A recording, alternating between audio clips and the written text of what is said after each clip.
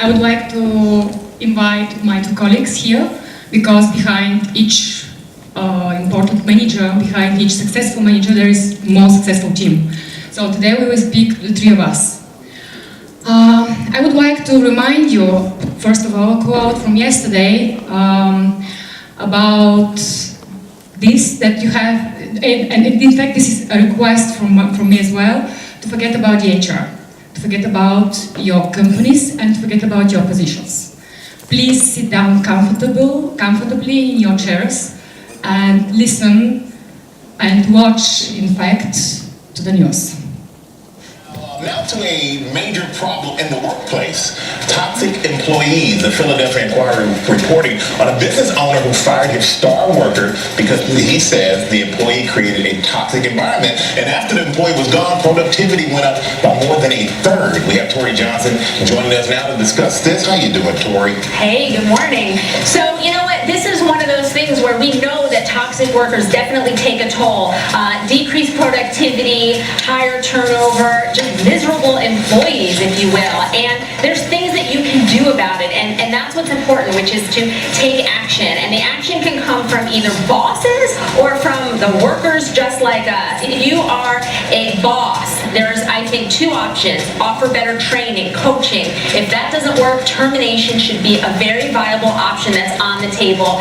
Many people think results at any cost, and bosses should know that cost is very real.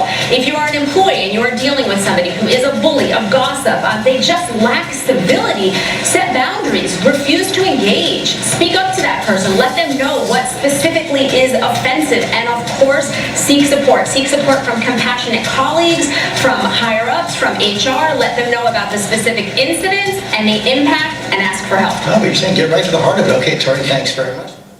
Okay, now back here in Europe. In America now it's morning, but here it's afternoon. So we will be quick and we will tell you three stories. The first one is for a toxic top manager who poisoned his culture, the organizational culture. The second one is about a toxic leader who poisoned his team. And the last one is for a toxic employee who poisoned his colleagues. So the first story is about a lady who was one of the founders of a Bulgarian company, a gaming company. And she was really very successful because for a couple of years the company has grew up in this kind of size that nobody knew the names of the employees that entered in the company because there were too many in numbers. She was the first lady who developed the first Bulgarian female online game. She was the first one who used product placement within the gaming products of the company, and she won 2011 Forbes Employee of the Year award. She was a very strong woman, and she used to influence all the people within the company. However, with the growth of the company, she couldn't manage to know each person in the company, and this made her more or less losing her faith in the company. So, connecting the dots, she has created the company from a team of 3 people to a company of 100 people, and now she has to deal with another problems. Then, in front of her came the problem either to love or to hate this company, to love the products, to love her baby that she has created, or to hate the monster that this company has turned into. That's why she started talking about the employees. She started asking them how they can improve and to keep the family style work within the biggest company, just to make them work comfortably and to work serene. She turned out, without even noticing, she turned out to be this kind of a type of a toxic employee called Galina, who usually, when receiving some kind of proposals, how to improve the process, she usually didn't trust the people, and she always said, no, this won't work. You don't know the company, you don't know the people, you don't know the history of this company. This is not your company, this is our company, and we know better what is the best for us. The solution was either to kill the baby, the company, or to kill the mother. And we have to find out the treatment.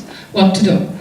So it was a very tough decision. However, we sit down with a couple of people, the people that were employed from the beginning of the company, and we made a proposal to her because she was our star employee, in fact. We made a proposal to her to outplace her with a couple of employees in a separate subsidiary within the company, and they together to create a new product, to be our R&D division of the company. In fact, she became a part of a small team again. They had this family-style microclimate within their team, and all of them managed to keep up the spirit that they had in the beginning of the company. So we kept her hungry, and we kept her happy. Thank you from the previous presentation. We kept her happy just to proceed with the development of the company. So the next story. Hello everyone. So in my story I'm going to tell you about a true leader who in the beginning was a true leader, but with time he developed into a toxic one. And first I want to say that I believe that a leader is someone who has followers, someone who has to lead by example. So in this case things were not quite like that. So this person, in my previous experience, in my previous company, this person used to have a team of 20 people underneath him. He developed them with time. They loved him. He was like a father to them. He taught them best practices in their job. He was one of the best professionals, I mean technically very good professionals I know. And with time, the company grew significantly, like we became huge. And the decision of the management was to go agile, which is something that takes risk. You have to take risk to do. And this very same leader had very bad experience with agile from his previous employer. So he didn't know whether he will be able to take his teammates through this change in a safe way, and whether this will be a valuable thing for the company. So he decided that he will start poisoning the atmosphere. He was all the time talking against the management's decisions, pointing fingers at the decisions. So with time, what he did was that he demotivated his people dramatically. And at some point, the company and the management decided that however strong he is, we need to let him go. So he left the company eventually, which was a risk for us because his very strong people would have gone and would have left the company as well. But we decided to train them, to make agile trainings, to show them how this should work, how we can stand behind them and help them all the way through this transition. So with time, these people even became team leaders of smaller teams.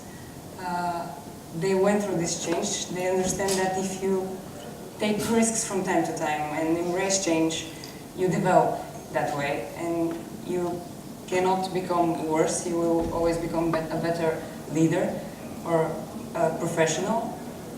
So yeah, with time the change was positive. It was for a positive cause.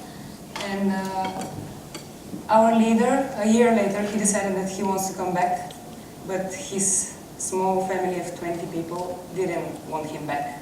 So they showed him that they can heal from themselves, and thanks to the company as well. Okay. So I'm going to tell you about an example of a toxic employee that I had in my working experience.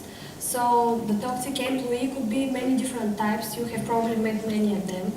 I'll tell you about an example of a toxic employee that is a mixture between the schemer and the martyr. So the schemer is the guy who always has some hidden agenda in his mind. He's talking to people behind the scenes, poisoning the environment at some point, of course, and poisoning the whole department eventually.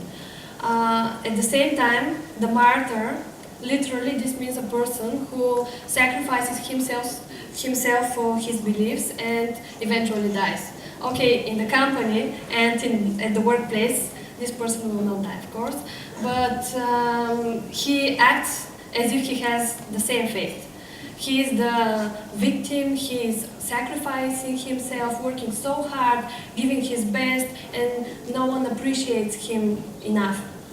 So this guy in the company I worked for started as a regular support agent without any previous working experience. He came right after the university and was actually very eager to start, very motivated, really the best employee that you can imagine for a start. So he started working really hard, learning very fast and actually doing quite a good job. So at times he gained some experience and we promoted him to a senior shift manager. So he was training other people, mentoring them, taking all situations that need help and guidance. So he was doing quite well. But at one point, he felt like he's becoming the guru of support, he's the most senior guy, so he felt like he's one and only. So he felt unappreciated by his manager. So he came to us, to his manager and me, and said, I don't feel appreciated, I feel that my salary should be adequate to my skills and competence, because I'm really senior, I'm really good. So what we did is, okay, we thought about it. We also understood that he's talking to people, poisoning the department, which was actually quite a big problem, you know, because he may ruin the whole department. But at the same time, he has a lot of skills and knowledge. He's a really hard-working guy. So we decided to try to rehabilitate him and do our best to keep this person and make him feel valuable and secure and really good on another position. So we moved him to another department that was actually on a more responsible department, less employees but with really responsible tasks. So he was really eager because his direct manager was also a person he really admired. So he started there, again, working really hard, learning. So he very quickly learned many things and started even training new people coming to the department. Because in this company, all departments were growing quite fast and many new people joined, let's say, every month.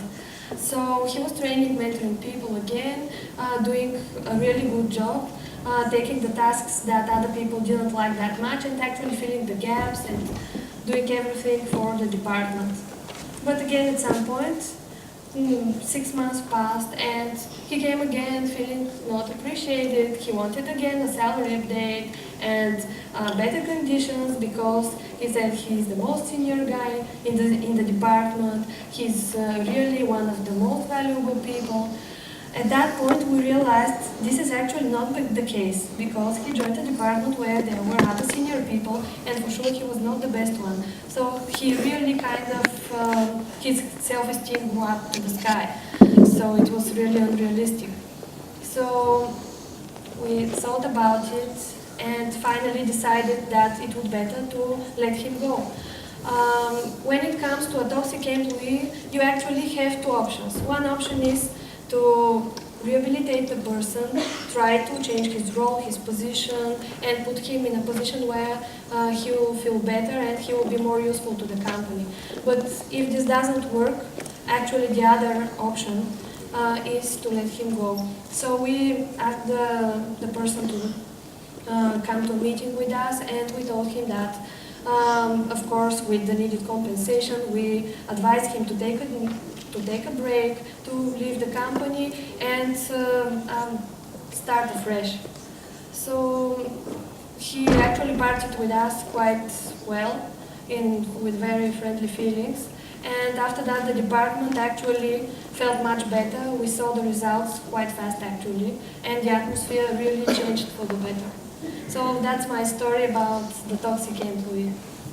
Okay, and now when we gave you our toxic cocktails for the early afternoon, we would like to give you some information about what are the practices across the ocean. Thank you very much for your attention. We will give you the information about the video. Thank you, Svetlana, Galina and Juliana. And I'm sure if they go on YouTube they can actually find it for themselves and see the results themselves. Thank you very much.